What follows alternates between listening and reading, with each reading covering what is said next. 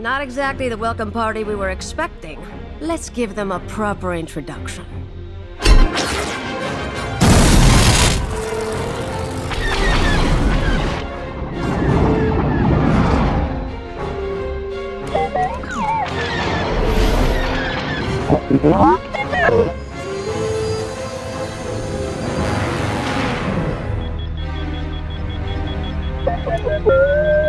Yes, I can see we're stuck in their tractor beam.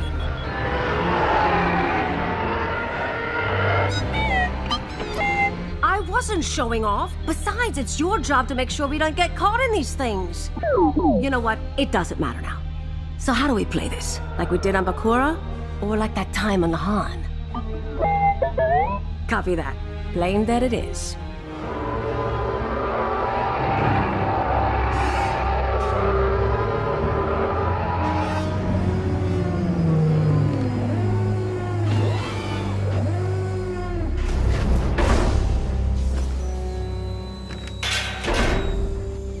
Easy, Buckethead. Put your hands up, now! Break my ship and you'll have to deal with me.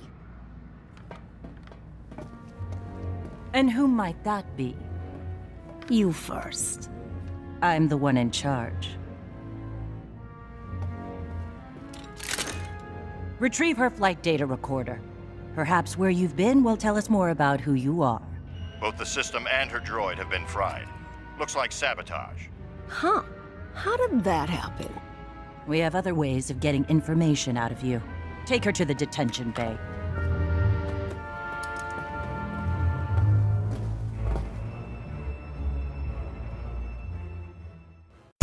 Join me. Together, we can rule the galaxy far from sun. I am a Jedi, like my father before me. This is getting out of hand. Now there are two of them.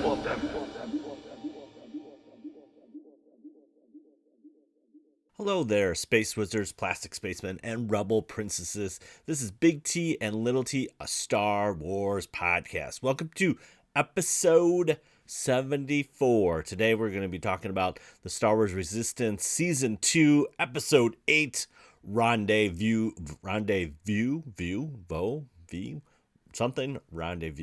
Point.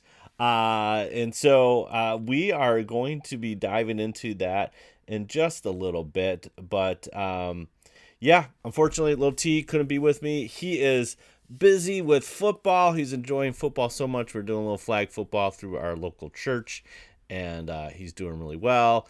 I had a great practice. He was throwing, he threw the longest ball for his team, which was cool.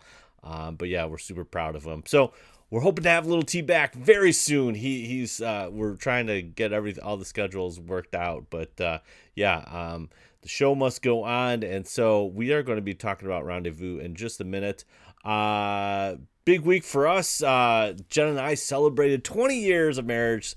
Craziness. We were reflecting on that. We were able to go out to dinner on Wednesday, and just like, where did that go?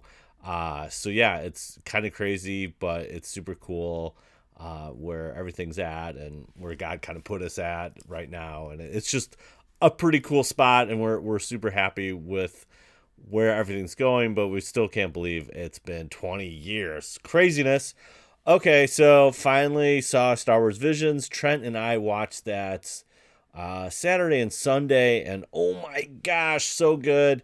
We're probably going to take next episode or something to talk through those episodes, but man, love me some Star Wars Visions. Very cool. There's a couple favorites. I like Tatooine Rhapsody, The Duel, Obi-Wan, and Village Bride. There's a lot that I like there. There was a lot of cool ones there. And then we also watched Lego Terrifying Tales on Friday, and that was super fun, super Lego. It 3 short stories, and I mean, the premise is basically they took Darth Vader's castle and trying to make it into like a haunted mansion, kind of like a Hotel Transylvania, but like for Star Wars. And yeah, it's really cool. And we get a little what if thing with if Luke was yeah. I won't get too much into it because I think Trent would like to talk about it. But yeah, it was really cool. We really enjoyed that. And so that was a pretty busy week of that kind of stuff. But yeah, Bears won. So that's exciting because when we went to Cleveland, that was not fun. But the Bears won, so that's good. But Montgomery's out. Not cool. I have him on my fantasy as well as he's a really good running back for the Bears. So, yeah, it's crazy. So I'm trying to rearrange my fantasy football team. Might have to do a trade here. These are things, man. But yeah, so looking forward to a lot. Oh, we do have a date. Boba Fett, man. Book of Boba is coming December 29th, the very last week of the year. But it's happening, and super cool about that. Honestly, I wish it was November or October. If I remember correctly, season 1 was October, and then season 2 was November.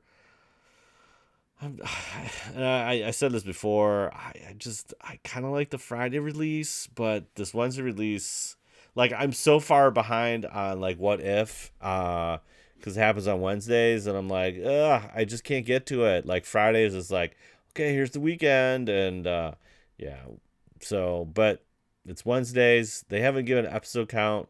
Hoping we get at least 12. Maybe 16. 16 is like, I know I'm asking too much, but 12 would be really nice. But yeah, super excited for that. Hopefully, the other date we got is the Disney Plus thing. So that is happening, I think November 12th or something. I'm sure we're going to get a trailer. All right, you know what? I complained about last week with the Relic Raiders, and I just like... It was just too light for me. Like, you're going to Sith Temple. We should get a little bit more lore. And it was just a little too light for me. I just was kind of disappointed on they didn't go too much in depth. But Rendezvous Point is pretty awesome episode. I really dig this episode a lot. And so we have... Opening scene, the Aces are in a dogfight with the First Order. They're close on the Colossus, and everyone is fighting for their lives because the First Order is just all over them. The Aces are having problems. They need to jump to hyperspace, but Doza is like, yo, I gotta stick around, and they waited to essentially their shields were down to 5%, and yeah, it was not good. They said finally, Tora said, Dad, we gotta call it. Jumped to hyperspace, got the Aces in hot, and there was a thing with Kaz, and Kaz is like, well, maybe something else is going on, and that they're trying to outreach to someone. And so he kind of puts together like, oh, they might be trying to outreach to the Resistance. I'm the Resistance. You're the Resistance, or you're trying to look for Resistance. And then the big bomb drop was, well, we're not looking for just the Resistance. We're looking for my mother. Bum, bum, bum. Big drop there. In the meantime, we get to see she, as the Colossus goes into hyperspace, Doza's wife shows up, and she is right in the middle of all the First Order that just left the Aces, and gets stuck in a tractor beam relatively quickly. And you realize, too, she's a pretty good pilot. And so they get captured. And so she has a... what is her droid's name? I don't know what her droid's name is. I'm trying to look at my notes here. But she has a really interesting droid, like his iris or his like his view thing is like almost like a photography lens, and it's like open, which is a lot different than like R2 thing. And yeah, he's just got a kind of a cool look. And so they get captured. She gets captured. And as she's going by, that's when Tam sees her, and she's like, okay, this girl looks like somebody I know. And so Tam gets suited up in her TIE fighter, or she is suited up, and she walks, and she's got to know what Vanessa's like. Who is she? Like, she knows this face. She kind of feels it, she's like, I kind of know what's going on here. And yeah. So while she's trying to kind of have this discussion at the cell, Tam's droid is, they can't really activate it. She's playing dead. In fact, when they capture the ship, one of the things that the stormtrooper notices is that the flight log has been wiped, as well as the droid. So the droid is playing dead. We kind of know, the audience kind of knows, well, that really can't be the case because she just talked to this droid. So meanwhile, the stormtroopers kind of check out the droid, not really do anything, kind of sparks a little bit, and they're just like, let's just dump them. So that was the whole coop there. Not coop. Yeah. Anyways, he reactivates himself and is on the hunt for Vanessa. Tam, meanwhile, is like, I need to know who you are. You gotta tell me the truth. And so they have this kind of cat and mouse game, and then Vanessa's droid shocks Tam, and Tam's out. But before that happens is that she drops last name Doza. Tam realizes it. So now we flip back to the Colossus. Kaz understands that there's a family connection there.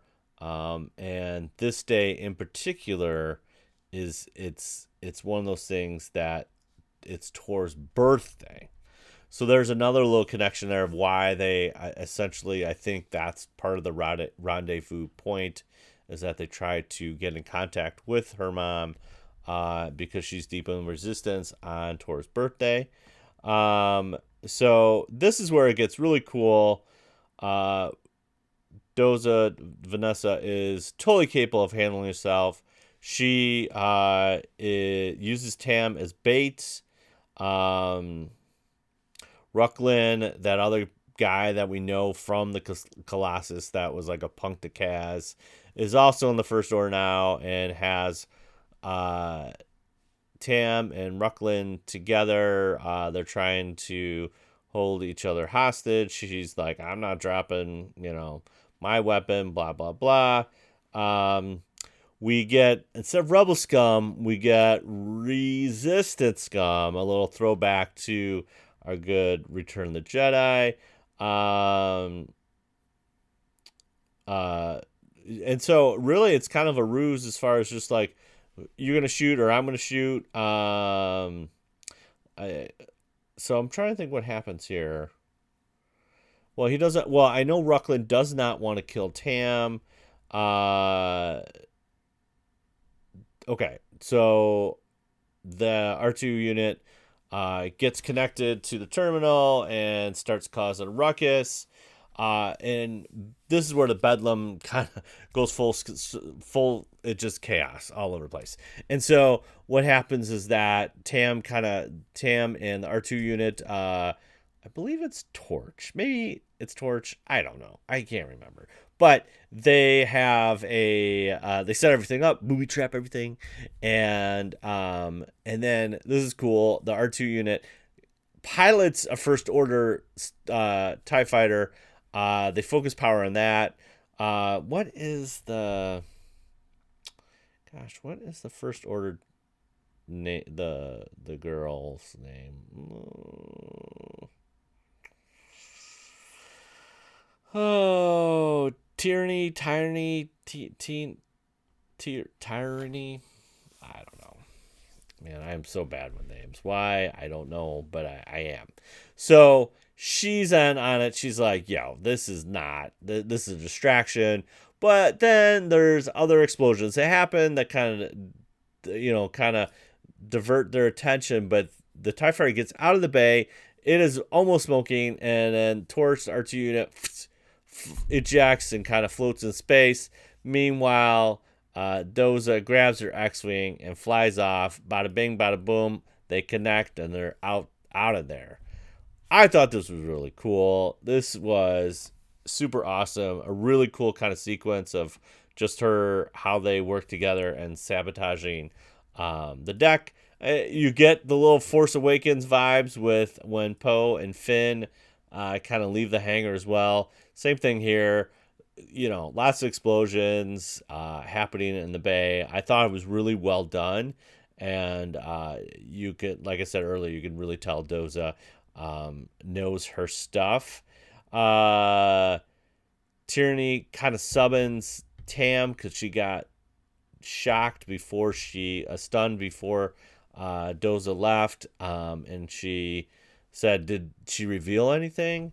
And this is where I don't understand why Tam is covering up for her, because if she doesn't want to go, but also doesn't really, there's still conflict there. And so Tyranny said, like, hey, well, we'll hopefully just comply with the investigation, do your thing. We have eyes everywhere. Yeah. So there's that. And so she might get caught because she knew a little bit more than she was letting on. I don't know why that's going to put herself in the proverbial pickle. We find out that Kaz is, again, a softie and prepares a kind of a Jell-O mold Gorg cake type thing.